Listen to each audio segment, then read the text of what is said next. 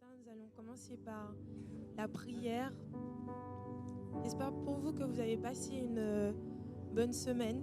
Et même si ce n'est pas le cas, je crois qu'on est tous ensemble réunis et que ça fait toujours du bien d'être dans la communion fraternelle. Je voulais juste nous encourager en ce matin. J'ai repris un passage dont on avait parlé la semaine dernière. Et c'est quand le pasteur parlait de Saül qui était allé voir la voyante pour prendre conseil auprès de Samuel qui était mort. Et on voit en fait quelle a été la conséquence. C'est-à-dire qu'il s'est appuyé sur un homme, mais il ne s'est pas appuyé sur Dieu qui était déjà disponible en fait. Et ce que je veux vous dire en ce matin, c'est que Dieu est disponible. C'est pas pour un homme qu'on est venu, c'est pas pour quelqu'un qu'on est venu, c'est pour une seule personne, Jésus. Alors je prie vraiment qu'en ce matin, tu puisses le rencontrer, tu puisses l'expérimenter davantage, que tu puisses le découvrir davantage en ce matin. Et je crois que chacun d'entre nous, nous avons peut-être des besoins, mais que l'on puisse simplement déjà remettre ces besoins entre les mains du Seigneur et expérimenter Jésus sincèrement, ne pas mettre nos besoins de côté, mais juste avoir un cœur à cœur avec lui en ce matin. Nous allons prier dans ce sens-là et demander encore un plus, demander plus et demander à ce que la présence de Dieu puisse encore agir au travers nous. Merci Seigneur. Je t'invite à prier en ce matin. Seigneur, je ne suis pas venue pour quelqu'un, je ne suis pas venue pour quelque chose, je ne suis même pas venue pour moi-même, mais je suis venue pour toi. J'ai décidé de mettre ma pleine confiance en toi, parce que tu es tout, Seigneur Jésus. Saül a cherché Samuel. Nous voulons te chercher toi, Jésus.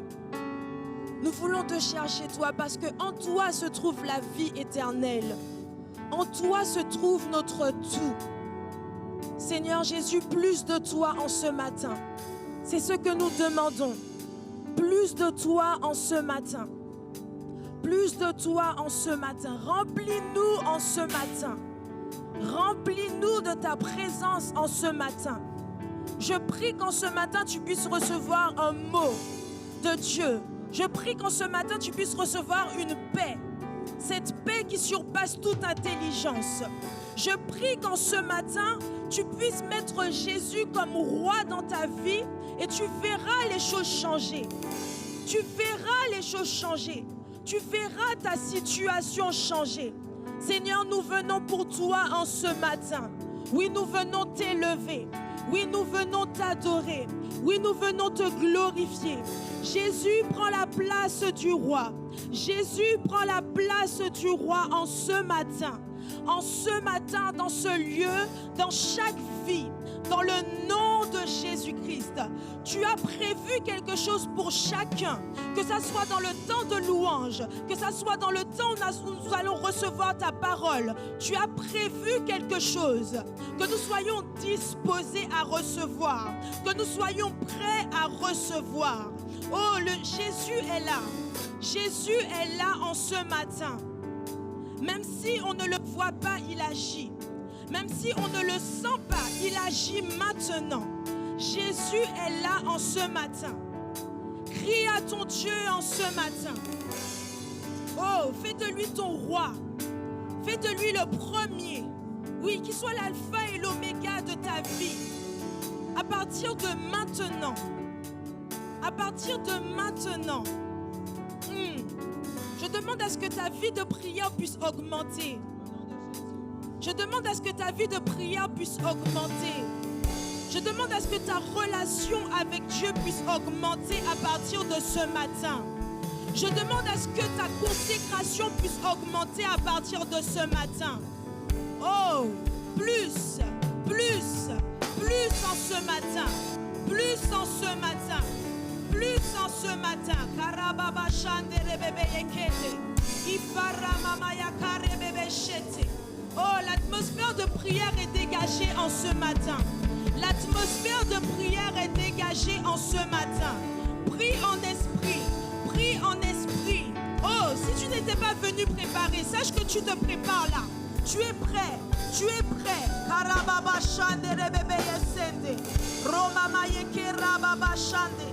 Oh Saint-Esprit, nous suivons là où tu veux nous emmener en ce matin. Nous suivons là où tu veux nous emmener en ce matin. Nous suivons là où tu veux nous emmener en ce matin. Oh oui Jésus. Oh oui Jésus. Le Saint-Esprit est là. Le Saint-Esprit est là. Il est descendu en ce lieu. Il est là. Il est là. Merci Jésus. Merci Jésus. Nous couronnons Jésus en ce matin. Oui, il est roi. Et nous déclarons qu'il est le roi de ce moment. Qu'il est le roi de nos vies.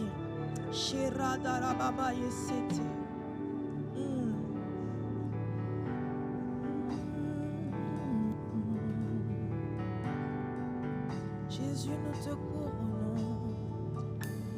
Jésus, nous te couronnons.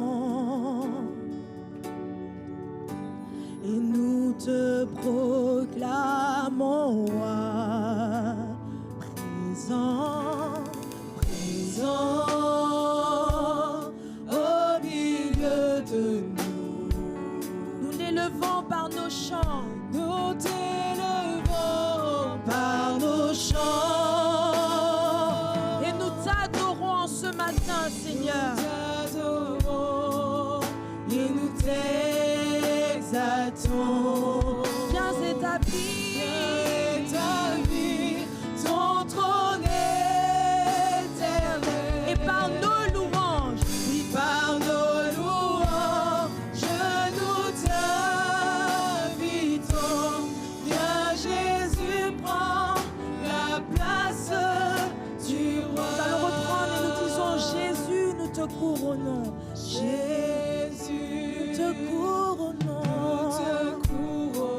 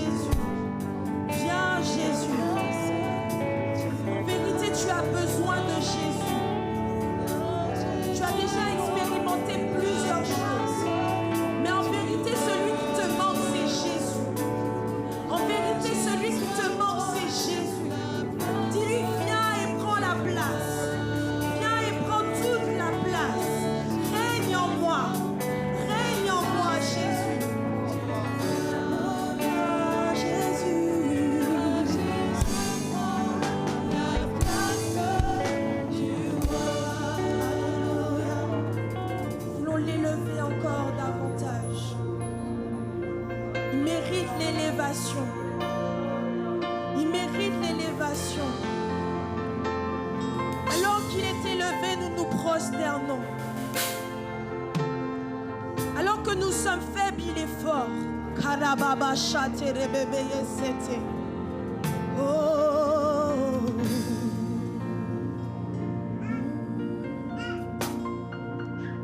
Sois élevé.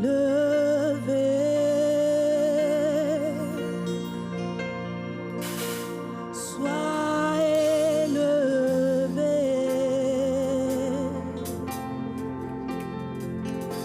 Et nous nous prosternons.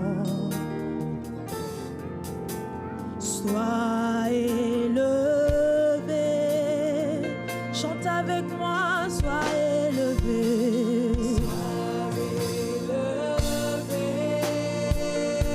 Sois élevé. Sois élevé. Sois élevé. Et nous nous prosternons. Nous nous prosternons. Sois élevé.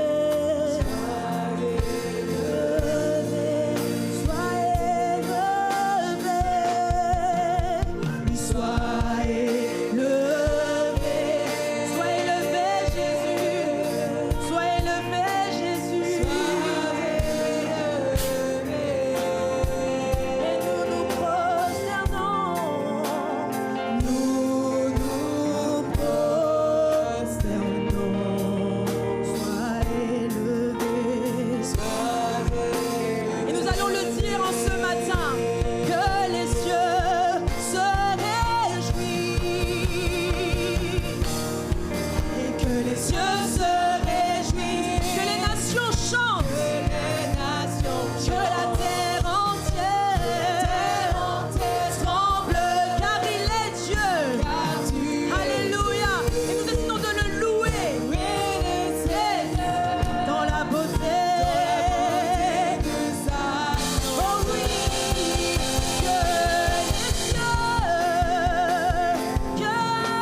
cieux, et que les cieux se réjouissent, que les nations chantent, que la terre entière tremble, car tu es Dieu.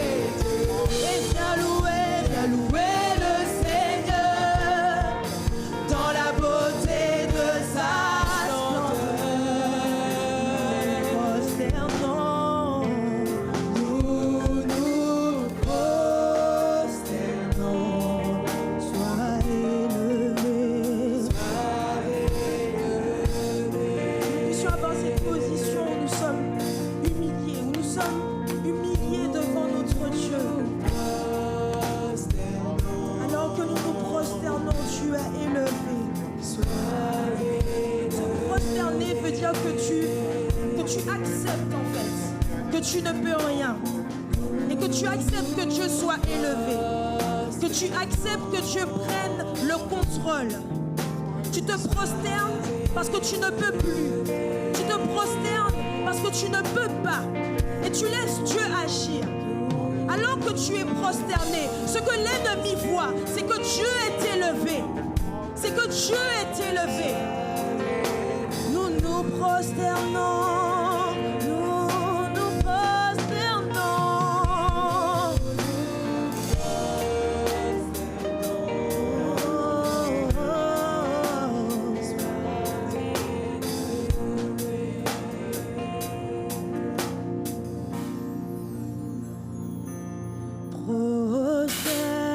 Prosterné.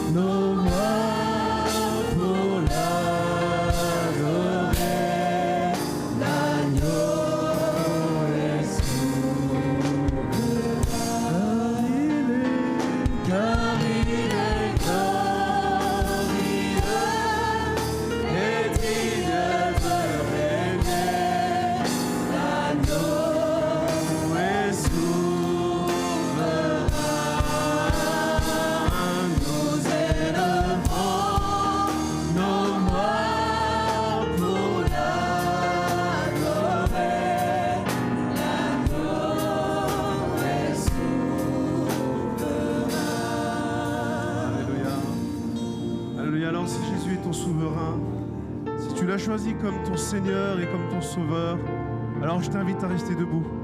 Hein, nous allons prendre la Sainte Seine. J'invite ceux qui sont baptisés et qui sont en règle avec le Seigneur à rester debout. Hein, les autres, vous pouvez vous asseoir. Je vous invite aussi à prendre un passage dans le livre de Luc, dans l'évangile de Luc, au chapitre 22 et au verset 14. Voilà, le service d'accueil peut s'approcher aussi et distribuer la Sainte Seine. Il est dit, quand ce fut l'heure, Jésus se mit à table avec les apôtres. Il leur dit, j'ai vivement désiré célébrer cette Pâque avec vous avant de souffrir. En effet, je vous le déclare, je ne la mangerai plus jusqu'au jour où tout ce qu'elle signifie sera accompli dans le royaume de Dieu. Puis il prit une coupe, prononça la prière de reconnaissance et dit, prenez cette coupe et partagez-la entre vous. On peut partager. Prenez cette coupe et partagez-la entre vous, car je vous le déclare, dorénavant, je ne boirai plus du fruit de la vigne jusqu'à ce que le royaume de Dieu vienne. Ensuite, il prit du pain, remercia Dieu, le partageant en morceaux qu'il le leur donna, en disant, ceci est mon corps qui est donné pour vous, faites cela en souvenir de moi. Après le repas, il fit de même pour la coupe, merci, en disant, ceci est la coupe de la nouvelle alliance conclue par mon sang qui va être versé pour vous. Vous savez, là Jésus leur dit, je voulais tellement, j'ai désiré vivement manger cette Pâque avec vous. Je voulais tellement être à table avec vous. Je voulais tellement manger avec vous. Vous savez, avant, la Sainte Seine était prise après un repas que les chrétiens faisaient ensemble. Est-ce que toi, là, ce matin, tu as vivement envie d'être avec Jésus? Est-ce que ce matin, tu as vivement envie de manger avec Jésus? Est-ce que ce matin, tu as vivement envie de communier avec Jésus, être un avec lui? Est-ce que tu réalises ce que ça veut dire, la Sainte Seine? Ce passage nous dit, au verset 14, il est dit, quand ce fut l'heure, Jésus se mit à table avec les apôtres. Il leur dit, j'ai vivement désiré célébrer cette Pâque avec vous avant de souffrir. Et vous savez, la Pâque, pour les Juifs, c'était le souvenir de la sortie d'Égypte. Pour eux, c'était un jour important. Ce jour où Dieu avait décidé enfin de les libérer. Le mot Pâques, ça veut dire passer outre. Dieu les a fait passer outre cet esclavage, outre les jugements de l'Égypte. Et ce matin, Jésus voudrait te faire passer outre tes péchés, outre le jugement qui t'attend. Parce que la Bible déclare que le salaire du péché, pour moi comme pour toi, c'est la mort. Mais le don gratuit de Dieu, c'est la vie éternelle. Et ce matin, Jésus dit, je vais manger avec toi, mon ami. Je vais manger avec toi, ma fille, mon fils, parce que je voudrais faire passer ton châtiment, parce que je voudrais ne plus me souvenir de tes péchés, parce que je voudrais que tu sois avec moi. Et il va leur dire avant de souffrir, parce que Jésus sait que quelques jours après, quelques temps après même, quelques heures après, il va mourir. Il le sait. Et il leur dit, j'ai voulu aussi vous manifester mon amour. Et je voudrais que ce matin, qu'on retienne que la Pâque, c'est l'amour. C'est Jésus qui se donne pour des gens qui ne le méritent pas. C'est Jésus qui se donne pour moi, pour toi, pour des gens qui ne méritent pas. Pour un Judas qui va le trahir, comme peut-être moi et toi et moi, quand nous péchons, nous trahissons Jésus. Et pourtant, il est mort pour toi. Il est venu mourir pour moi. Et il sait mes faiblesses, il connaît mes faiblesses, et malgré tout, il dit oui, je donne ma vie pour toi. Et j'attends rien en retour, mais je la donne. Il sait qu'un Pierre aussi va le renier. Et combien de fois, par nos comportements, on l'a renié, par nos paroles des fois. Et il savait tout ça, et malgré tout, quelques heures après, il meurt pour moi et pour toi. Et je voudrais qu'on s'arrête un instant et qu'on rentre en nous-mêmes. Avant de manger ce pain et de prendre cette coupe et qu'on se souvienne que Jésus est mort, vraiment. Qu'il est mort pour toi, qu'il est mort pour moi, qu'il ne soit pas mort pour rien. Je voudrais qu'on prie avant de prendre ce passage. Seigneur Jésus, donne-moi Seigneur Jésus, donne-nous de nous souvenir de toi. De nous souvenir, Seigneur, que le châtiment qui nous donne la paix, Seigneur, est tombé sur toi. Que c'est dans tes meurtrissures, Seigneur, que nous avons la guérison. Que nous ne méritons rien, Seigneur. Ce n'est pas par nos œuvres que nous pouvons être sauvés, Seigneur. Parce que nos œuvres sont entachées, Seigneur. Souvent d'orgueil, de vanité, Seigneur. Que nos œuvres ne nous sauvent pas, Seigneur. Mais que c'est ta grâce. Mais c'est parce que toi, tu t'es donné, Seigneur. C'est parce que ton sang a coulé pour moi. Parce que ton sang a coulé pour ton peuple, pour ton Église, pour chacun de mes frères et sœurs. C'est pour cela, Seigneur, que nous sommes sauvés. Donne-nous d'être des hommes et des femmes reconnaissants, pleinement reconnaissants de ce sacrifice, Seigneur. Alléluia.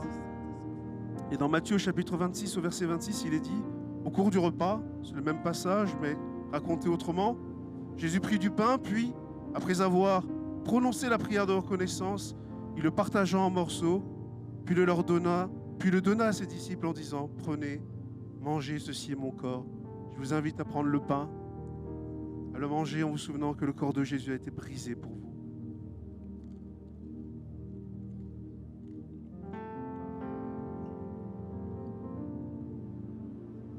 Ensuite, il prit une coupe et, après avoir remercié Dieu, il la leur donna en disant, buvez-en tous, ceci est mon sang, par lequel est scellée l'alliance. Il va être versé pour beaucoup d'hommes, afin que leurs péchés soient pardonnés. Je vous invite à prendre la coupe et à vous souvenir de ce sang qui a été versé pour vous.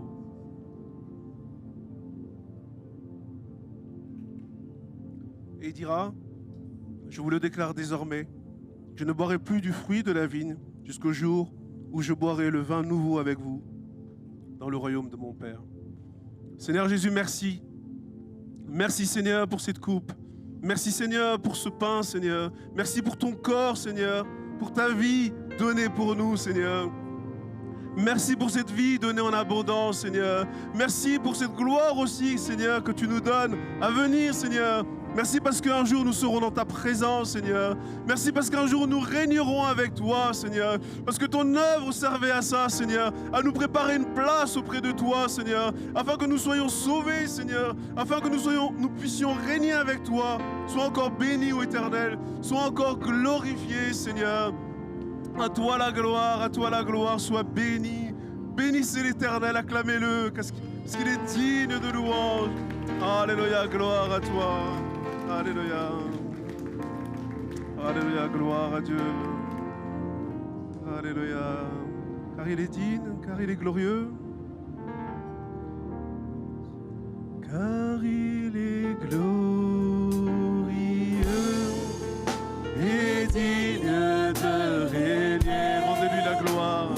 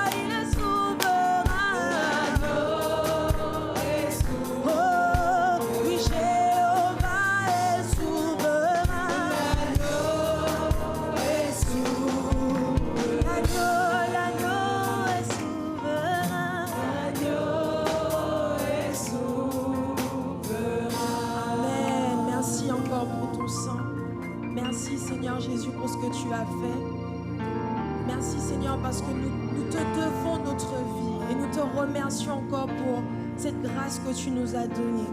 Sois glorifié, Jésus. Je vais inviter le service d'accueil pour les offrandes. Merci, Seigneur. Meryl, je vais te demander de prier pour les offrandes, s'il te plaît.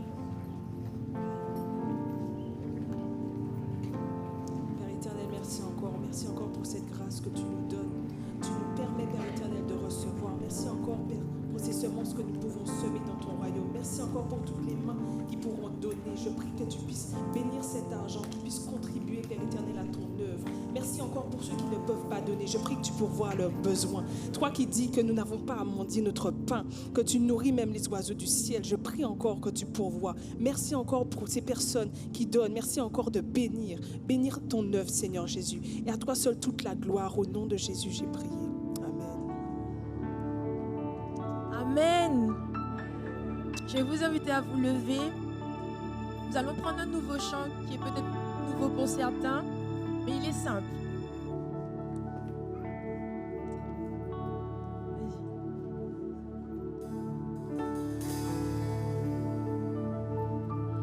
Dieu est si bon.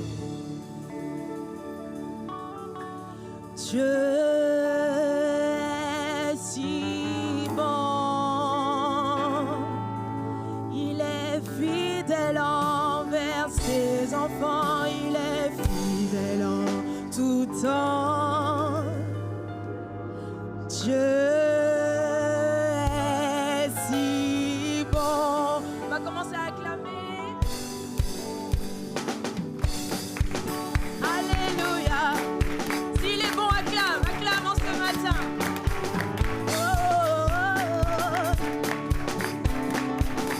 Alléluia. Oh oui, Dieu est si bon.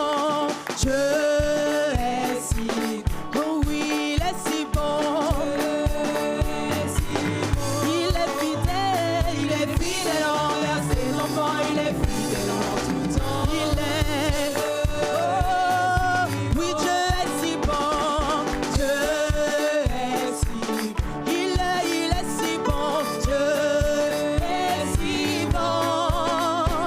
Il est fidèle envers ses enfants. Il est fidèle en tout temps. Il est. Encore une fois.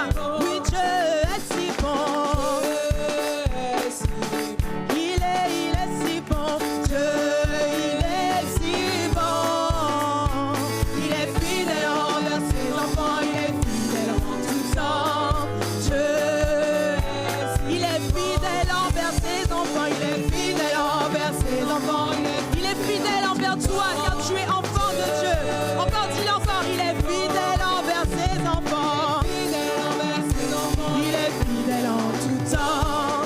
Dieu est si bon. Et quand je pense à la bonté de Jésus et tout ce qu'il a fait pour nous,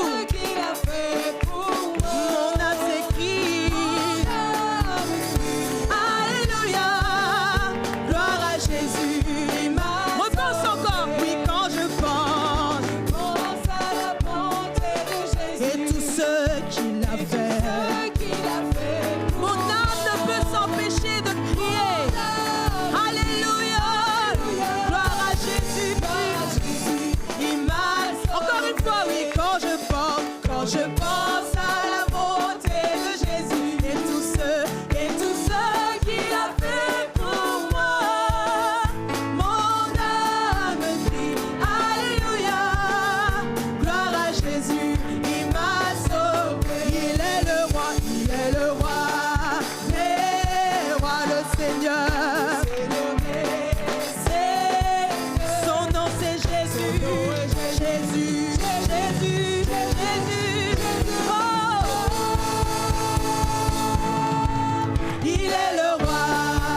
il est le roi des rois, le Seigneur des seigneurs. Son nom c'est Jésus. Oh, oh, oh.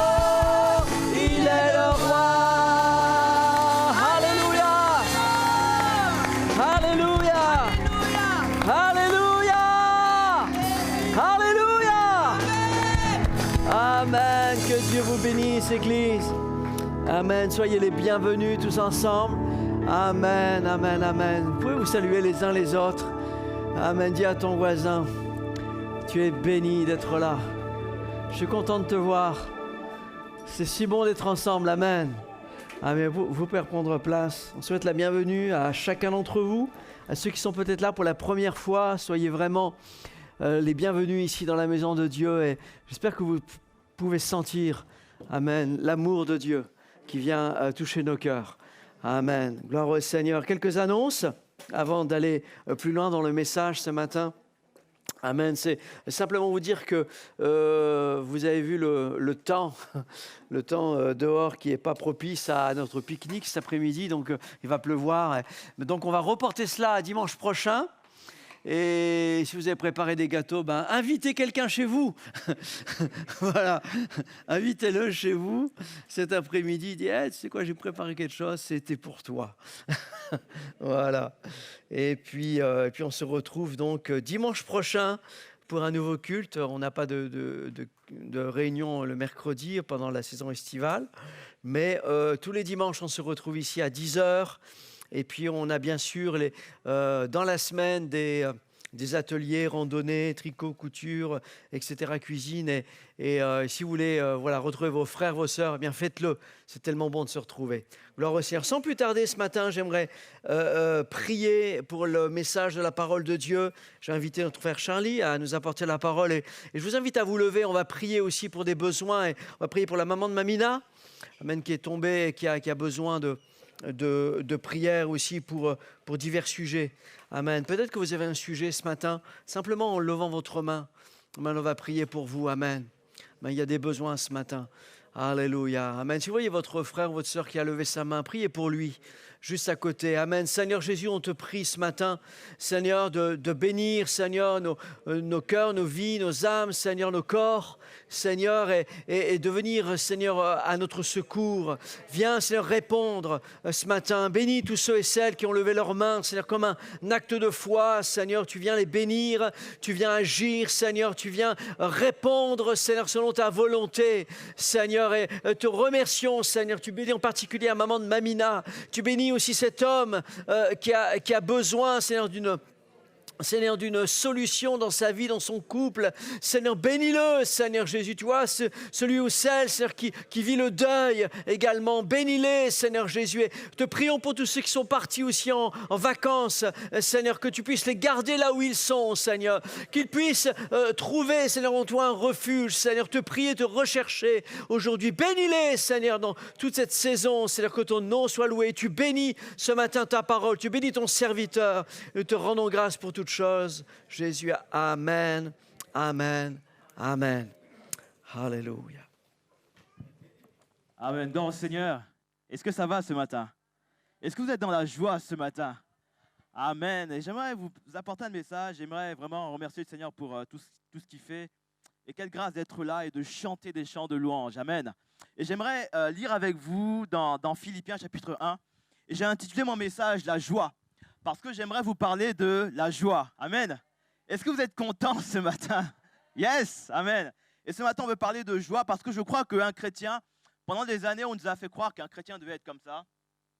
Mais je crois qu'un chrétien doit transpirer la joie. Alléluia. Et on va lire ensemble dans Philippiens chapitre 1, à partir du verset 1, où il est dit « Paul et Timothée, serviteurs de Jésus-Christ, à tous les saints en Jésus-Christ, qui sont à Philippe, aux évêques et aux diacres, que la grâce et la paix vous soient données de la part de Dieu, notre Père, et du Seigneur Jésus-Christ. Je rends grâce à mon Dieu de tout le souvenir que je garde de vous, ne cessant dans mes prières pour vous tous de manifester ma joie au sujet de la part que vous prenez à l'Évangile depuis le premier jour jusqu'à maintenant. Et je suis persuadé que celui qui a commencé en vous cette bonne œuvre la rendra parfaite pour le jour de Jésus-Christ. Amen. Assieds-toi en disant à ton voisin, je suis content de te voir ce matin. Tous les jours, en fait, je suis content de te voir. Amen. Et de nos jours, les gens sont absorbés par le bonheur. Je ne sais pas si vous avez remarqué ça. Les gens recherchent le bonheur et on veut être heureux. on veut vivre des choses incroyables avec Dieu, avec nos amis, avec nos proches, etc. On veut être heureux finalement. Tout le monde veut ça. Il n'y a personne qui se dit, en se levant le matin, moi ce que je veux dans la vie, c'est d'être triste toute ma vie. Okay? Tout le monde veut, recherche quelque chose qui va lui apporter des bonnes choses finalement. Et le problème, c'est que dans la vie quotidienne, on est dominé par des situations extérieures qui font que finalement, on fait face à des réalités qui viennent bouffer notre joie, qui viennent écraser notre joie. Et la vie est faite de manière à ce que quand on avance, on rencontre des choses qui parfois peuvent nous impacter, peuvent changer finalement notre condition de départ. Et quand on perd par exemple un emploi, il y a quelque chose qui vient et qui prend place. On a travaillé pendant des années, on a donné de notre temps, etc. Et il y a la joie qui part à ce moment-là. Lorsque les gens perdent leur emploi, lorsqu'un conjoint s'en va, lorsque la maison peut-être s'en va, et lorsque l'église même ne le rend peut-être pas heureux, on a souvent tendance à aller chercher le bonheur ailleurs. On a cette impression que finalement, et c'est une réalité, le monde est en train de chercher des choses et on recherche un bonheur qui finalement ne s'atteint jamais. On court après quelque chose qui, on a l'impression que c'est quelque chose qui est là tout près de nous, mais finalement, on fait un pas et il recule également. Parce qu'on recherche quelque chose qui, finalement, une chose que le monde veut nous proposer, mais que seul Dieu peut nous apporter, comme on va le voir aujourd'hui. Et les gens recherchent le bonheur, ils veulent être heureux, mais on le cherche au mauvais endroit. Et j'aimerais ce matin vous apporter un message pour que l'on trouve ensemble, et je vais le faire sur 3 messages, ça va être une série. On va démarrer aujourd'hui, mais j'aimerais vous apporter 2 autres messages la prochaine fois. Et j'aimerais vraiment qu'on arrive au point où on trouve vraiment la source du bonheur, qu'on trouve c'est quoi le bonheur comme Dieu voudrait que l'on le vive. Parce que la réalité, c'est qu'on a beau avancer, on a beau être dans une époque où tout va bien, et fort est de constater que le monde dans lequel on vit est triste. On est sûrement la génération la plus prospère de tous les temps. Mais bizarrement, on est la génération également certainement la plus triste de tous les temps. Une génération où finalement la joie a comme disparu. On est passé d'une époque où il n'y avait pas grand-chose, mais les gens étaient heureux, à une époque où il y a quasiment tout, mais les gens sont moins heureux. Et je me dis à ce moment-là qu'il y a un problème, qu'il y a quelque chose qu'on a raté. Il y a un truc que j'ai manqué, qu'on a manqué, et ce truc-là, c'est la joie de Dieu. Et j'aimerais vraiment qu'on retrouve ce truc-là, cette clé, et je vais, pendant les prochains messages, on va vraiment aller dans la parole de Dieu, parce que je crois vraiment qu'il y a des gens qui peuvent nous apporter des clés pour le bonheur, je le crois vraiment, mais je crois que la vraie joie vient de la parole de Dieu. Et si on veut trouver cette joie qui surpasse toute intelligence, on doit chercher ce que Dieu dit à notre sujet dans la parole de Dieu. Et on va voir ensemble plusieurs choses. Il y aura 3 séries de messages, 2-3 messages en fonction de comment on avancera. Et j'aimerais premièrement vous parler ce matin, on va parler de retrouver une joie véritable. Ça va être mon premier point, mon premier message. Comment retrouver la joie ou comment trouver la joie si vous ne l'avez pas trouvé encore. Et on verra plus tard comment lutter contre les voleurs de joie. Et on verra comment transmettre la joie. Amen. Parce que je crois qu'on peut transmettre la joie comme on transmet le Covid, ok? La blague qui va pas trop bien. Parce que je crois que la joie biblique est une ferme conviction que tout ira bien, même quand les choses ne vont pas bien. Et il y a cette joie que Dieu peut donner à quelqu'un, même dans les moments difficiles. Dieu peut donner à quelqu'un une joie qu'il se dit, mais comment ça se fait que je suis aussi bien, alors que la vie est compliquée? Et cette joie-là, il n'y a que Dieu qui la donne. Et parfois le cannabis. Mais on ne parlera pas de ça ici. OK? Donc si on élimine le cannabis et les produits stupéfiants, je crois que Dieu peut nous apporter la paix dont on a réellement besoin. Cette joie que le monde recherche, que le monde ne trouve pas, mais que cette joie, on peut la trouver, nous, en Jésus-Christ. Alléluia. Et on va étudier tout ça. Et je crois que cette joie, il est possible. Ce n'est pas juste un leurre, ce n'est pas une chimère. Je crois que cette joie, il est possible dans le malheur d'être heureux, d'avoir le smile. Et de dire merci Seigneur, car la vie va bien. Car ça va aller. Le monde est dans la tristesse, mais la vie ira bien parce que je suis en Jésus-Christ. La joie biblique, et c'est justement le but, l'objectif de l'apôtre Paul dans le livre de Philippiens. Beaucoup de théologiens intitulent ce livre-là l'épître de la joie, parce que sur 4 chapitres, il y a quasiment, c'est quasiment tout le temps des chapitres où l'apôtre Paul nous encourage à être joyeux, à trouver la joie, etc. Et il y a 4 chapitres qui ne sont pas très longs à lire. Je vous laisserai le lire tranquillement chez vous. Et j'ai noté que l'apôtre Paul mentionne la joie plus de 12 fois dans ces 4 chapitres. Et il mentionne aussi le Christ 50 fois parce que pour lui, la vraie joie se trouve en Jésus-Christ. Alléluia. Et alors qu'il rédige cette lettre-là, alors qu'il encourage des chrétiens en disant mais réjouissez-vous, etc. Alors qu'il prêche, alors qu'il annonce une bonne nouvelle, on peut se dire à ce moment-là que l'apôtre Paul, pendant qu'il prêche, il est quelque part aux Seychelles ou dans une belle plage gabonaise ou en Corse. On imagine cet homme-là en train de dire mais réjouissez-vous, la vie est belle. On imagine en train de siroter un bon cocktail sur une plage, etc. Et on imagine là en train de regarder son compte bancaire et de dire wow, la vie est belle quand même, hein? 1 million d'euros, la vie est belle.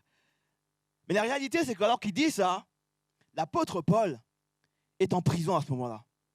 Lorsqu'il dit aux gens réjouissez-vous, je le répète, réjouissez-vous, il est en prison, les amis. Et ça fait 4 ans qu'il est là et qu'il ne sait pas si il va y passer. En fait, il est là et il est en attente de jugement parce qu'en fait, il s'est retrouvé dans une ville.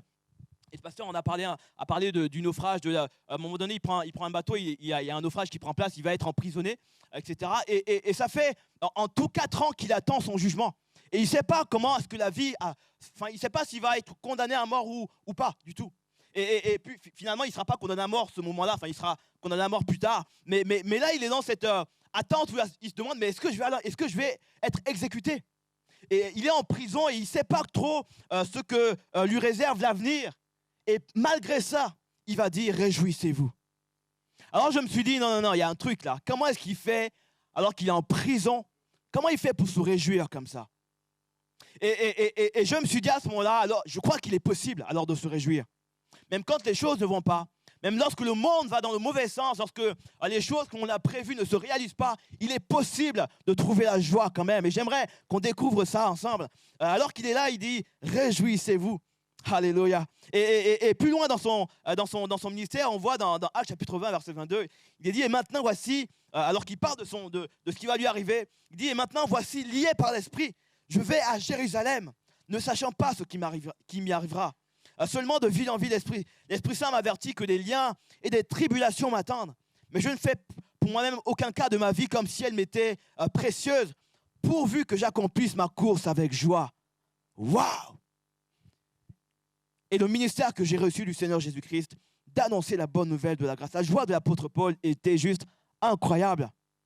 Et non seulement lui, il avait une joie qui était incroyable, il y avait également l'église de Philippe. On imagine cette église-là, la Bible nous rappelle, et l'apôtre Paul le rappelle dans 1 Corinthiens où il remercie l'église de Philippe qui a participé à la collecte parce qu'il y avait lorsqu'il y avait des pauvres qui étaient là, qui avaient des problèmes financiers, etc., il y avait l'église qui se mettait ensemble et ils collectaient de l'argent et des ressources pour nourrir les pauvres. Et l'apôtre Paul rappelle il remercie l'église de Philippe en disant merci car vous avez contribué à ce que les moins nantis puissent avoir de quoi manger. Et quand on imagine ça, on se dit mais l'église de Philippe devait avoir beaucoup d'argent. Et la réalité, c'est que lorsqu'ils vont donner cet argent-là, lorsqu'ils vont donner de leurs ressources, cette église-là n'a absolument pas grand-chose. Et pourtant, cette église va avoir la capacité de se réjouir. On parle d'une église où les choses se passent plutôt bien, ils n'ont pas d'argent, mais finalement, la vie avance. On parle d'une église également où il y a 2 femmes, il est dit plus loin dans le chapitre 4 de Philippiens, où il y a 2 femmes qui se disputent finalement, où 2 femmes, des leaders de l'église qui sont là et qui sont en conflit, et tellement en conflit que ça risque de faire tomber l'église. Et pourtant, on a une église qui se réjouit quand même. Et je crois vraiment, et j'ai hâte de vous parler de ces 3 messages-là, je crois vraiment que peu importe les circonstances que l'on vit vraiment, peu importe la situation dans laquelle on est, peu importe le malheur que l'on traverse, Dieu peut apporter une paix incroyable. Et ceux qui l'ont expérimenté peuvent le témoigner, la joie de Dieu, elle est réelle. Et j'aimerais découvrir avec vous 4 points, qui vont nous aider peut-être à retrouver la joie ou à la trouver tout simplement. J'aimerais qu'on voit ensemble et qu'on découvre ensemble que la joie véritable vient de Dieu, premièrement. On verra également que Dieu accorde sa joie à ceux qui s'approchent de lui. La joie est produite, troisièmement, par le Saint-Esprit. Et enfin, la joie est produite en nous quand on plonge nos regards dans la parole de Dieu. Amen. Alors, premièrement, ce matin, j'aimerais vous apporter cette bonne nouvelle, c'est que la joie véritable vient de Dieu. La joie véritable vient de Dieu. Et la Bible nous rappelle, et c'est dans les psaumes où il est dit cette réalité, dans Psaume chapitre 4, versets 7 à 9, où il est dit, plusieurs disent, qui nous fera voir le bonheur? Fais lever sur nous ta lumière, la lumière de ta face, ô Éternel. Tu mets dans mon cœur plus de joie qu'ils n'en ont quand abondent leurs froment et leurs mous. Je me couche et je m'endors en paix, car toi seul, ô Éternel, tu me donnes la sécurité dans ma demeure. Dites avec moi, car toi seul, s'il vous plaît. Car toi seul, Éternel. C'est une réalité vraiment. Je pense que beaucoup de gens se retrouveront, beaucoup de responsables, de pasteurs, d'époux, d'épouses, trouveront la paix quand les personnes qui sont autour d'elles comprendront que toi seul, Éternel. Quelqu'un a besoin de dire ce matin, toi seul, Éternel. Alléluia. Merci Macron, merci le président Macron, merci la CAF, merci les impôts. Non, pas merci les impôts, non. On rectifie ça, non, merci les impôts, parce qu'ils font du bon travail, merci Seigneur. Merci pour tout ce qu'on a aujourd'hui, mais toi seul, Seigneur. Merci pour mon épouse, mais toi seul, Seigneur. Merci pour ma famille, alléluia, mais toi seul, Seigneur. Merci pour un travail que j'ai ou que je n'ai pas, mais toi seul, Seigneur. Quelqu'un a besoin de dire ce matin, mais toi seul, Seigneur. Je ne sais pas ce que tu vis aujourd'hui, mais tu as besoin de dire ce matin, mais toi seul, Seigneur.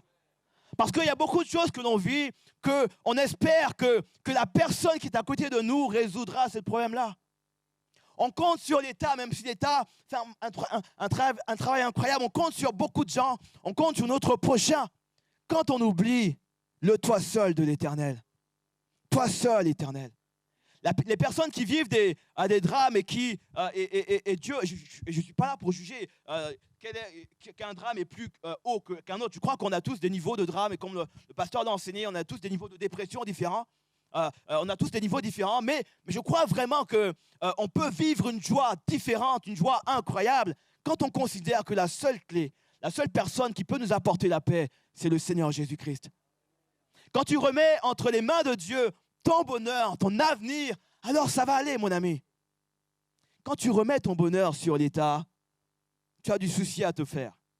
J'ai regardé, par curiosité comme ça, j'ai regardé parce que je voulais voir, j'avais des collègues qui avaient fait ça il y a quelques années. J'ai voulu voir dans combien d'années je vais pouvoir aller en retraite, ok? Vous savez, les cotisations, machin, tout ça.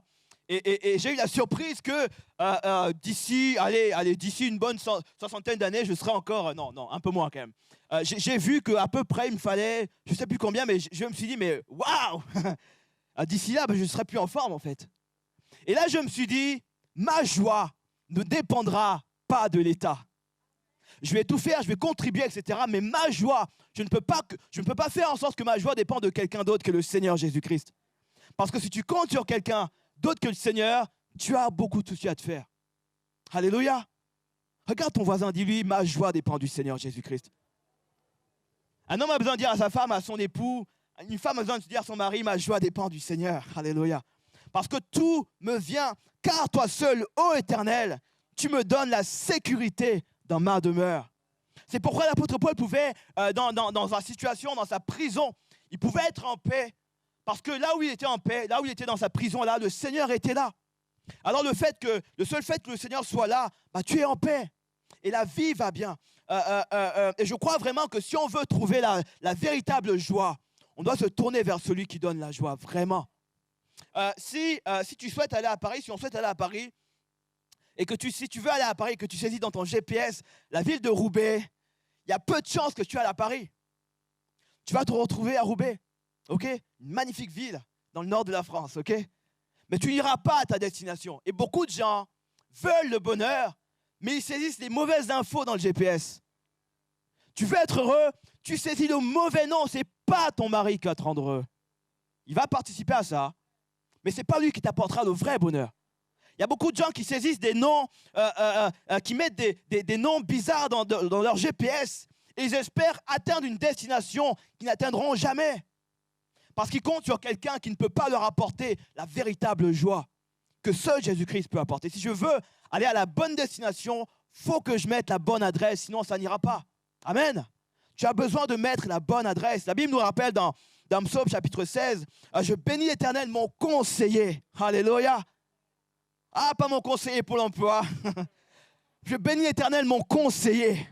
Il est mon conseiller. La nuit même, mon cœur m'exhorte. J'ai constamment l'Éternel sous mes yeux. Pas mon compte bancaire sous mes yeux. Je n'ai pas mon épouse, même si j'ai mon épouse sous mes yeux tous les jours. Alléluia, magnifique épouse. Toute ma vie. Alléluia. J'ai constamment l'Éternel sous mes yeux. Quand il est à ma droite, je ne chancelle pas. Alléluia. Quand il est à côté de moi, je ne chancelle pas. Je peux avoir quelqu'un, je peux avoir des gardes autour de moi, mais on ne sait pas ce qui peut se passer. Mais quand j'ai l'Éternel à côté de moi, je ne chancelle pas, les amis. Quand Dieu dit, je suis avec toi, je sais que ça va aller. L'apôtre Paul, s'il était aussi joyeux, c'est parce que dans sa prison, il était entouré de gardes. Il savait que les gardes, c'était bien, mais il y avait l'Éternel à côté de lui. Parce que quand Dieu est là, tout ira, mes amis. Le Seigneur Jésus-Christ va prendre soin. Il est dit, quand il est à ma droite, je ne chancelle pas. Ainsi, mon cœur est dans la joie, mon esprit dans l'allégresse et mon corps repose en sécurité. Car tu ne livreras pas mon âme au séjour des morts. Et là, on parle d'une prophétie qui s'est réalisée avec Jésus-Christ. Tu ne permettras pas que ton bien-aimé voie la corruption et tu me feras connaître le sentier de la vie. Il y a d'abondantes joies devant ta face, des délices éternelles à ta droite. Il est dit, il y a d'abondantes joies devant ta face. Quelqu'un doit savoir que oui, la joie est réelle. Il est possible dans ta situation, aussi compliquée que puisse être ta situation, aussi réelle que puisse être ta situation, il est possible que tu retrouves la joie que tu as perdue. Quelqu'un ce matin a vécu tellement de choses, tellement de surprises, tellement de hauts et de bas, que la joie commence à disparaître. Peut-être que la joie même carrément a disparu. Peut-être même que finalement, toute ta vie, tu n'as jamais trouvé la joie. Depuis ton plus jeune âge, tu as été livré à toi-même et peut-être que tu as été abandonné. Peut-être que les seules personnes qui t'ont manifesté un peu, entre guillemets, d'amour, c'était des personnes qui voulaient juste abuser de toi. Quelqu'un qui n'a jamais trouvé la joie. J'aimerais dire à quelqu'un ce matin que Dieu veut te donner la joie ce matin. Il veut que tu retrouves la joie ce matin. Alléluia. Et premièrement ce matin, si tu veux trouver la joie ou retrouver la joie, sache que seul le Seigneur peut te l'accorder ce matin. Alléluia. Deuxièmement, ce matin, j'aimerais vous dire que Dieu accorde sa joie à ceux qui le reçoivent ce matin. La Bible nous rappelle dans Luc chapitre 2, versets 10 à 11, il est dit, mais l'ange leur dit, ne craignez point, car je vous annonce une bonne nouvelle qui sera pour tout le peuple au sujet d'une grande joie. C'est aujourd'hui dans la ville de David, il vous est né un sauveur qui est le Christ, le Seigneur. En fait, il est dit ici que à ceux qui vont recevoir le Seigneur, ceux qui vont le recevoir comme le sauveur, il y a une grande joie qui vient. La Bible nous rappelle que Christ est venu pour proclamer une bonne nouvelle à quelqu'un en disant « Hey, tu vis ce que tu vis aujourd'hui, il y a une bonne nouvelle pour toi. Tu peux retrouver la joie, tu peux retrouver la paix. Tu n'es pas obligé de rester dans la situation dans laquelle tu te trouves aujourd'hui. » Parce que la Bible nous rappelle qu'il est venu pour sauver l'humanité, comme on l'a entendu ce matin avec notre frère Adrien. Le Seigneur est venu pour apporter un royaume de paix. Et je crois vraiment que beaucoup de gens ont besoin de dire « Seigneur, ça fait des années que je traîne jusque-là, ça fait des années que je suis dans mon coin et que je vis les mêmes choses. J'aimerais retrouver cette joie. J'aimerais trouver cette joie-là. » Eh bien, et il y a quelqu'un ce matin qui a besoin de revenir à celui qui est la source de la joie. Parce que la Bible nous rappelle que lui, il donne cette joie à celui qui demande cette joie, à celui qui vient à lui, à celui qui demande, ce qui dit au Seigneur, mon Dieu, j'ai besoin de toi. La Bible nous rappelle que lui, il donne à celui qui demande et il ouvre à celui qui frappe. Et ce matin, il y en a qui frappent dans leur cœur. Il y a des gens qui frappent ce matin. Et j'aimerais te rappeler alors que tu frappes dans ton cœur en disant, Seigneur, ça fait trop d'années, trop de semaines, trop de mois que je vis ces choses-là. Je ne sais pas ce que me réserve le lendemain, je ne sais pas ce que ma vie me réserve finalement. Et quand je me regarde, je m'étonne d'être encore en vie. Je m'étonne d'être encore en vie aujourd'hui. Quelqu'un est en train de dire ça aujourd'hui. Je m'étonne d'être encore en vie. Et le Seigneur vient rappeler à quelqu'un ce matin, dans Luc chapitre 4, il dit, l'Esprit du Seigneur est sur moi, alléluia, parce qu'il m'a oint pour annoncer une bonne nouvelle aux pauvres. Il m'a envoyé pour guérir ceux qui ont le cœur brisé, pour proclamer aux captifs la délivrance, alléluia, et aux aveugles le recouvrement de la vue, pour renvoyer libres les opprimés, pour publier une année de grâce du Seigneur. Et la Bible nous dit que le Seigneur est venu pour toi, mon ami. Il est venu pour t'annoncer cette bonne nouvelle. J'aimerais te dire ce matin que oui, ce que tu vis est réel, mais le Seigneur veut t'apporter la liberté ce matin.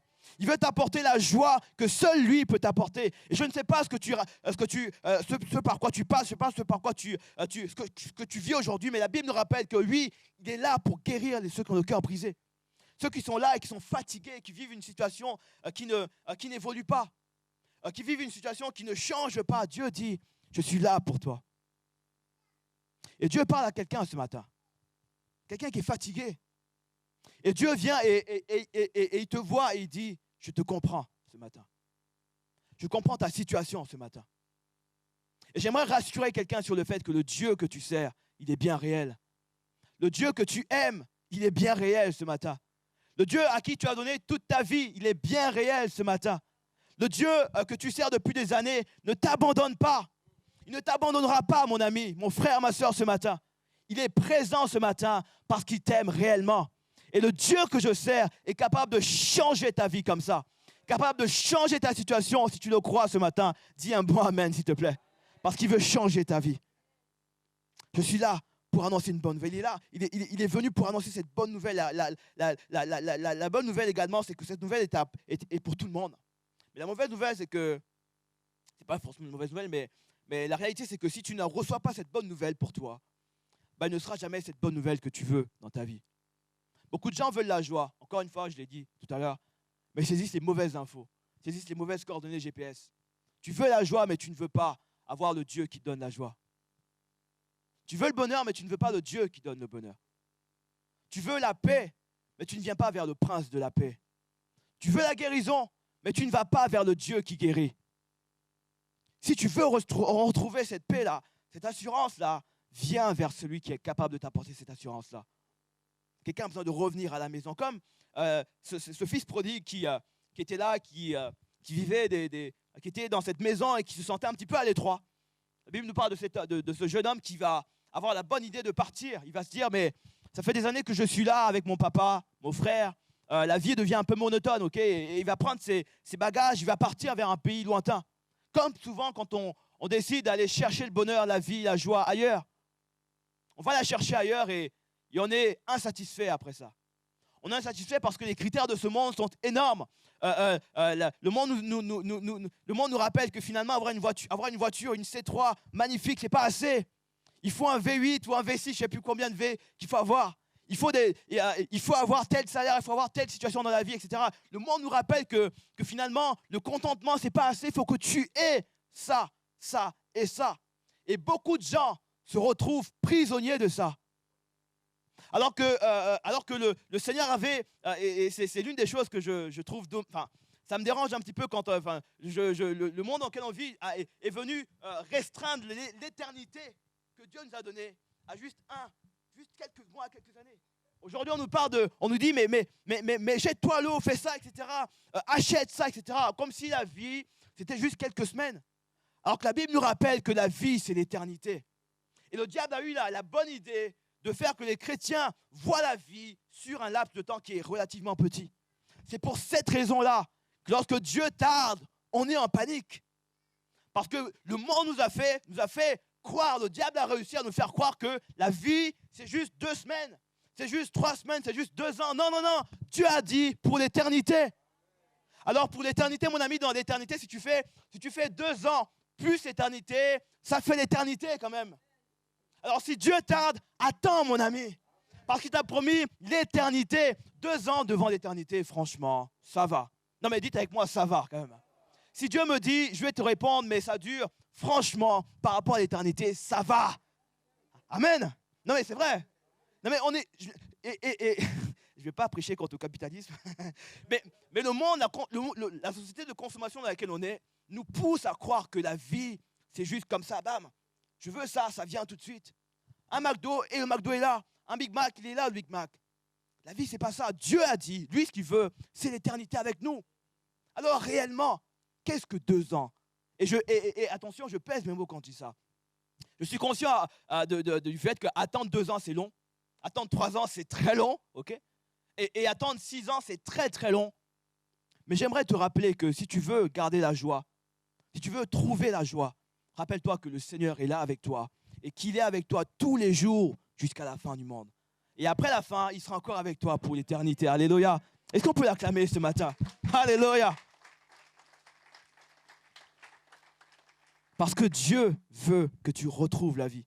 Cet homme-là, ce jeune homme va tout laisser, il va partir. Et la Bible nous dit que, alors qu'il va partir dans une ville éloignée, il va dilapider tout ce qu'il avait. Il va dilapider tous ses talents, il va dilapider sa joie également. Et la Bible nous dit qu'il va revenir à la maison. Comme quelqu'un a besoin de revenir à la maison ce matin. Quelqu'un qui a besoin de revenir à la source de la joie. En disant, Seigneur, j'ai cherché. Il n'y a vraiment personne comme toi. J'ai cherché, j'ai tourné en rond. J'ai trouvé des stratégies, Seigneur. J'ai essayé les 3A, les 3B, les 3C, toute l'alphabet, etc. Je n'ai rien trouvé, Seigneur. Quelqu'un a besoin de dire, je reviens à la maison. Je reviens dans tes parvis. Je reviens dans les projets que tu avais pour moi. Je reviens dans les choses que tu as prévues pour moi parce que j'ai perdu la paix. J'ai perdu la joie, Seigneur. Et la bonne nouvelle, c'est qu'il y a un Dieu qui nous aime tellement que lorsqu'on revient à lui, il nous accueille à la maison. Et ce qui est beau, c'est que ce jeune homme va revenir à la maison et il va retrouver tout ce qu'il avait, et même en mieux. Alléluia. Et la réalité, c'est que si on s'éloigne, et j'ai imaginé cette analogie-là hier, si on s'éloigne d'une bande Wi-Fi, plus on s'éloigne, et plus on capte moins le Wi-Fi. Et plus tu vas t'éloigner de Dieu, et plus tu ressentiras moins la joie. Et plus je m'éloigne de la bande Wi-Fi, et plus je m'éloigne j'ai un débit moins important. Et le risque de ça, c'est que plus je m'éloigne de la bande Wi-Fi, et le risque, c'est que je vais m'approcher d'une autre bande Wi-Fi et me connecter à un mauvais réseau cette fois-ci. Beaucoup de gens aujourd'hui, en 2021, sont connectés au mauvais Wi-Fi. Il n'y a pas de mot de passe parce que c'est open bar. Oui, le diable nous dit, il n'y a pas de mot de passe, viens, c'est pas sécurisé, viens mon ami. Et beaucoup de gens sont connectés en 4G, en fibre optique, sans mot de passe, mais tu vis des drames dans ta vie. Parce que plus tu t'éloignes de la source de la joie, et plus tu vas perdre ta joie, et tu vas t'approcher de quelqu'un qui va te donner l'impression que la joie est là, mais il va te l'arracher finalement, cette joie-là. Beaucoup de gens ont besoin de revenir. Tu as besoin, je parle à quelqu'un ce matin, tu as besoin de revenir à la source de la joie. Premièrement, ce matin, la joie que Dieu veut nous apporter, elle vient vraiment de lui, elle vient que de lui. Deuxièmement, si tu veux retrouver la joie, tu dois t'approcher de Dieu, tu dois t'approcher de la borne Wi-Fi. Et si tu veux, troisièmement, retrouver la joie, tu dois comprendre que la joie vient du Saint-Esprit.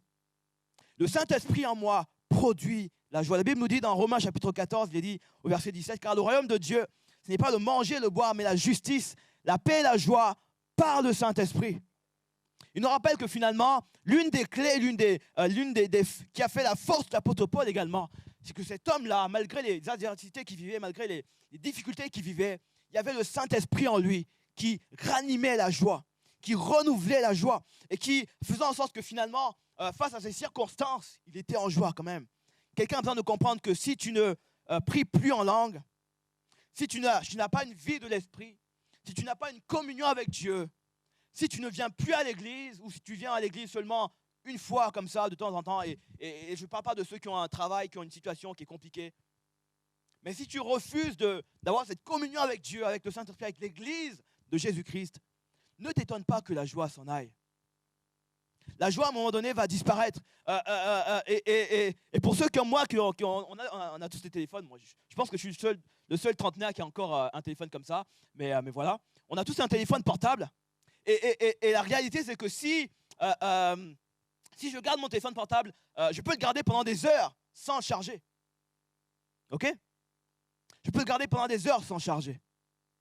Mais à un moment donné, si je reste comme ça, il n'y aura plus de batterie. Et il y a beaucoup de gens ici dans l'église qui ont une énergie qui était là, qui ont emmagasiné de l'énergie avec Dieu et qui finalement ont abandonné le Seigneur ou alors ont cessé de vivre la vie qu'ils avaient avant. Et ils s'étonnent de ne plus capter le réseau. Ils s'étonnent de ne plus recevoir de SMS. Seigneur, mais parle-moi, Seigneur. Mais tu n'as plus de batterie, mon ami. Seigneur, téléphone-moi, mon Dieu. Tu n'as plus de batterie, mon ami. Seigneur mon Dieu, comment je fais pour cette situation? Tu n'as plus de batterie. Et si tu veux retrouver la connexion avec Dieu, recharge ton téléphone, mon ami. Reviens au Seigneur et dis, Seigneur mon Dieu, que ton esprit soit renouvelé en moi. Alléluia. Parce que le Saint-Esprit en nous vient ranimer quelque chose qui était perdu. Alors tu peux rester, tu peux avoir une autonomie, mais si tu ne recharges pas tes batteries, ça finira par mal aller. Ah. La Bible nous rappelle que le fruit de l'esprit dans Galates chapitre 5, verset 22, mais le fruit de l'esprit, c'est l'amour, la joie, la patience, la bonté, la bénignité, la fidélité. Autant de choses que le monde veut nous arracher. Le monde nous retire l'amour en disant pense d'abord à toi, d'abord à toi, d'abord à toi. Et on verra plus tard que l'une des raisons pour lesquelles on est moins heureux, c'est parce qu'on pense justement à nous. Et les gens les plus heureux, la plupart des gens, enfin, il y a beaucoup de raisons qui font qu'on est heureux, mais souvent les personnes heureuses sont les gens qui donnent de leur temps. Les bénévoles, les gens qui donnent de l'amour, ils sont plus heureux parfois que nous.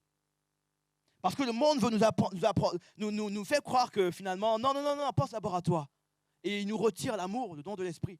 La joie également nous est retirée, la paix s'en va, la patience, on n'est plus patient, on veut tout de suite, Seigneur. Et quand on n'a pas, on perd la joie. On perd la bonté, la bénignité, la fidélité. La fidélité. Parce que quand on n'a pas ce qu'on veut ici, on va rechercher ailleurs. Et quand on n'a pas ailleurs, on va chercher ailleurs, etc. Et beaucoup de gens, beaucoup de chrétiens se retrouvent à dire, si le pasteur ne m'apporte pas ce que je veux, s'il ne m'apporte pas le message que je veux, s'il ne m'apporte pas le temps dont j'ai besoin, je vais voir ailleurs. Le problème avec ça, c'est que quand tu vas aller ailleurs, devine quoi? Tu t'en vas avec toi-même. Et du coup, tu transportes avec toi le même problème. Et beaucoup de gens se retrouvent à faire église, ils vont dans plein d'églises, ils cherchent des églises, ils sont en recherche de quelque chose de différent. Ils ne trouvent jamais le bonheur. Parce que le bonheur se trouve qu'en Jésus-Christ seulement. Et la vraie paix se trouve seulement en lui. C'est mon point numéro 3. La joie est produite en nous par le Saint-Esprit. Mon dernier point, le point 4, et je vais finir par ça. Je vais inviter les musiciens pour le moment, les chants reviendront un peu plus tard.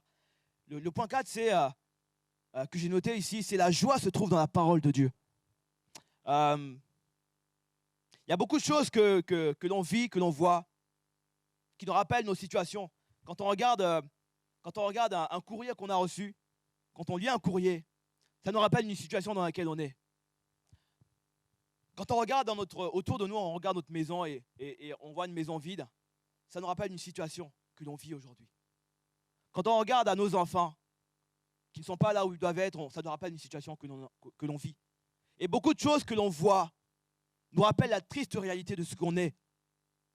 Et beaucoup de gens se contentent, et je me parle en premier, parfois on se contente de ce qu'on voit, et on définit ce qu'on voit, et on se dit ce qu'on voit là, c'est ça ma réalité. Il y a ce que tu vois, et il y a ce que Dieu dit. La vraie joie, tu la trouveras vraiment quand tu vas regarder dans la parole de Dieu. Il y a ce que le monde dit à ton sujet, il y a ce que les situations disent à ton sujet, il y a ce que peut-être même un chrétien dit à ton sujet, ça peut arriver. Parfois on peut se tromper, parfois on se fait mal entre chrétiens, des fois. Je ne sais pas si vous êtes au courant. Et parfois on se blesse entre chrétiens. Parce qu'on est des hommes, c'est comme ça.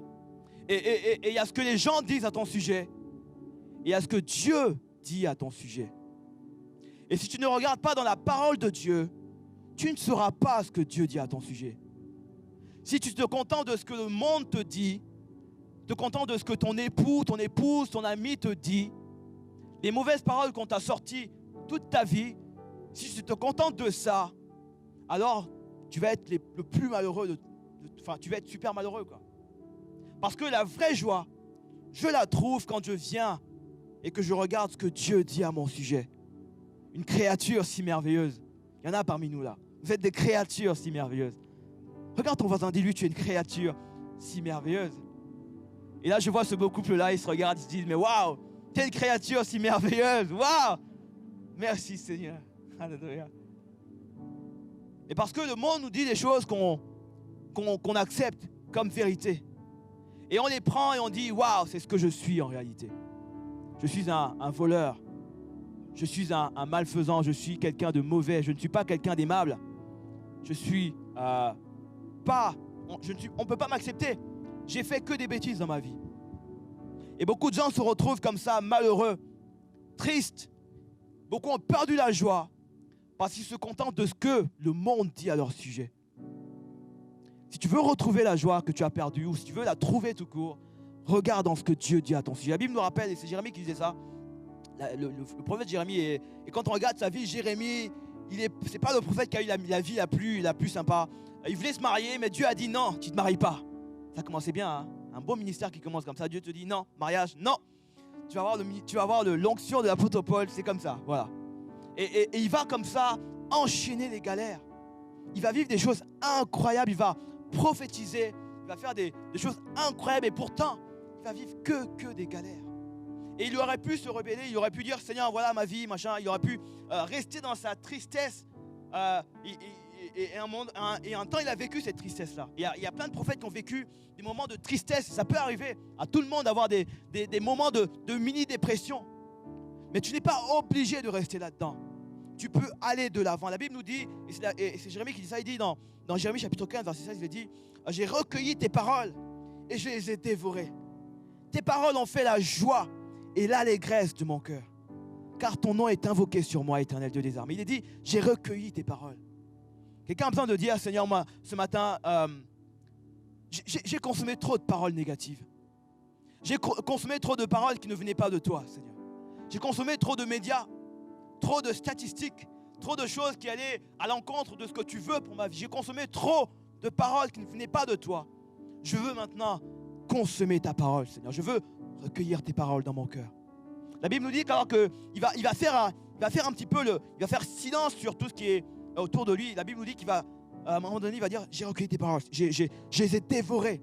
J'ai pris tes paroles, je les ai dévorées pour que ces paroles fassent finalement partie de moi. Et la Bible nous dit qu'alors qu'il va faire ça, il dit plus loin, tes paroles ont fait la joie et l'allégresse de mon cœur. Quand tu prends pour toi les paroles de Dieu, ça fait la joie de ton cœur. Et au contraire, quand tu prends pour toi les paroles de l'ennemi, les paroles de quelqu'un qui t'a fait du mal, quand tu ne prends que ça, alors ta tristesse va augmenter. Et beaucoup de gens ont perdu la joie parce que tout ce qu'ils écoutaient, tout ce qu'ils recevaient, tout ce qu'ils acceptaient, c'était des paroles qui n'étaient pas ce que Dieu disait à leur sujet. Alors j'aimerais ce matin qu'on se lève, on va prier pour ça. On va prier pour ça. Parce que la Bible nous rappelle que, ouais, il y a ce que le diable dit, mais il y a ce que Dieu dit à mon sujet. La Bible nous rappelle dans Psaume chapitre 119, verset 160, il dit « Le fondement de ta parole est la vérité, et toutes tes lois et toutes les lois de la justice sont éternelles. » Il a dit « Le fondement de ta parole est la vérité. » La vérité de Dieu, la vérité sur ta réalité, c'est ce que Dieu dit. Ce n'est pas ce que le monde dit à ton sujet. Ce n'est pas ce qu'un courrier dit à ton sujet. Ce n'est pas ce que tu peux penser à ton sujet. C'est ce que la parole de Dieu dit. La Bible nous rappelle dans Jean chapitre 17, verset 17, « Sanctifie-les par ta vérité. Ta parole est la vérité. » Amen. Et j'aimerais ce matin qu'on prie comme ça, en disant, « Seigneur mon Dieu, ta parole est la vérité. » Parce que Dieu veut guérir ce matin. Dieu veut restaurer quelqu'un ce matin. J'aimerais finir par ce passage qui est dit dans Psaume chapitre 107. Les insensés, au verset 17, par leur conduite coupable et par leurs iniquités, s'étaient rendus malheureux. Et ça peut arriver qu'on fasse des choix, qu'on dise des choses, qu'on prenne des chemins qui nous rendent malheureux. Ça peut arriver à tout le monde. Et finalement, au verset 18, on va voir quelqu'un qui va tomber en dépression. Il est dit, leur âme avait en horreur toute nourriture. Ils touchaient aux portes de la mort. Dans leur détresse, ils crièrent à l'Éternel et il les délivra de leurs angoisses. Il envoya sa parole et il les guérit. Il les fit échapper de la fosse. Et ce matin, j'aimerais qu'on prenne cette parole-là et qu'on prie comme ça. Seigneur, je ne sais pas ce qui fait que je suis moins en joie ce matin. J'aimerais que tu pries comme ça. Mais je veux retrouver la joie, Seigneur. Je veux retrouver la joie que tu veux me donner. Parce que la joie véritable vient de Dieu. Et Dieu peut m'accorder cette joie si je lui demande. La joie vient de ma communion avec Dieu par le Saint-Esprit. Et la joie vient quand je regarde à la vérité de sa parole. Est-ce qu'on peut commencer à prier comme ça? J'aimerais qu'on prie un instant. Et qu'on lève nos mains peut-être là où on est, là où on est présent. On va prier en disant, Seigneur mon Dieu. Alléluia. Mon Dieu, merci car tu es fidèle. Car tu es bon et digne de louange, Seigneur Jésus. Et ce matin, j'aimerais rétablir la vérité. Car ta parole est la vérité, Seigneur mon Dieu. Et ce que tu dis à notre sujet, c'est ça la vérité. Et je prie pour quelqu'un ce matin qui a perdu la joie peut-être, qui a perdu cette joie que toi seul peux apporter. Quelqu'un qui s'est contenté, qui se contente aujourd'hui d'écouter ce que le monde dit. Mais je prie ce matin que ta joie revienne, Seigneur. Tu connais nos cœurs, tu connais nos vies, tu connais nos besoins, les besoins de nos cœurs ce matin. Je prie, mon Dieu, que tu viennes restaurer la joie maintenant. À quelqu'un qui est là, qui est fatigué, qui est chargé. Oh, tu veux apporter le repos, Seigneur Jésus. Je prie pour quelqu'un qui est là ce matin, qui est dans la détresse, mon Dieu. Je prie que tu viennes apporter ta paix. Une paix qui surpasse toute intelligence, Seigneur Jésus. Merci de te révéler maintenant ce matin à quelqu'un qui est là. Et tu viens déverser ton onction, Seigneur. Tu viens guérir quelqu'un ce matin, restaurer quelqu'un ce matin. Tu viens rétablir quelqu'un dans son identité, Seigneur mon Dieu. Tu viens transformer la destinée de quelqu'un. Tu viens te glorifier puissamment. Et merci mon Dieu, car ce que tu as commencé en nous, tu vas le rendre parfait, Seigneur mon Dieu. Merci de faire ton œuvre maintenant, d'agir conformément à ta parole, Seigneur Jésus, et de te révéler puissamment. Merci mon Dieu, car tu es fidèle, tu ne changes pas, tu es le même hier, aujourd'hui, à jamais. Et mon âme est dans la joie, Seigneur Jésus, car ce que tu as commencé en nous, alléluia, tu vas le rendre parfait. Et mon âme est dans la joie, car l'église ce matin est dans la joie, et que ton nom soit glorifié, Seigneur. Alléluia. Je me réjouirai, oui je me réjouirai, car j'ai fait le choix de louer le Seigneur. Je me réjouirai, alléluia. Oh, je me réjouirai, car j'ai fait le choix de louer. Encore une fois, je me réjouirai.